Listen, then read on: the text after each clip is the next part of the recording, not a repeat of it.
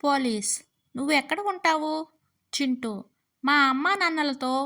Police: వాళ్ళు ఎక్కడ ఉంటారు? చింటూ: నాతోనే. పోలీస్: మీరందరూ ఎక్కడ ఉంటారు? చింటూ: కలిసే ఉంటాం. పోలీస్: ఒరేయ్, ఇంతకీ మీ ఇల్లు ఎక్కడ ఉంది? చింటూ: రాము గాని ఇంటి పక్కన.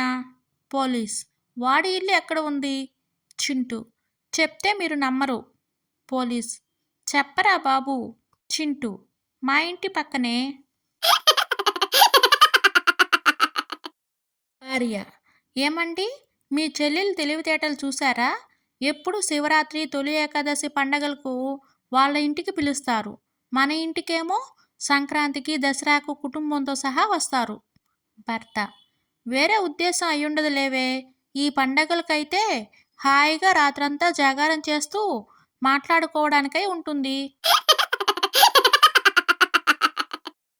రాజు: రాత్రి జర్నీలో నాకు అస్సలు నిద్ర పట్టలేదురా. విజయ్: ఎందుకురా? రాజు: ట్రైన్లో అప్పర్ బెర్త్ వచ్చిందిరా. విజయ్: మరి కింద ఉన్న వాళ్ళని రిక్వెస్ట్ చేసి ఎక్స్చేంజ్ చేసుకోలేకపోయావా? రాజు: అలాగే అనుకున్నాను, కానీ కింద బెర్తులో ఎవరూ లేరురా. మెడికల్ షాపు ఓనర్ బయటికి వెళ్ళి వచ్చేసరికి షాప్ బయట గోడ కానుకుని ఓ వ్యక్తి కదలకుండా నిల్చుని ఉన్నాడు.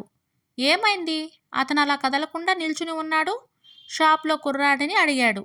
అతనికి విపరీతమైన దగ్గు అంట సార్. నాకు దగ్గు మందు కనిపించలేదు.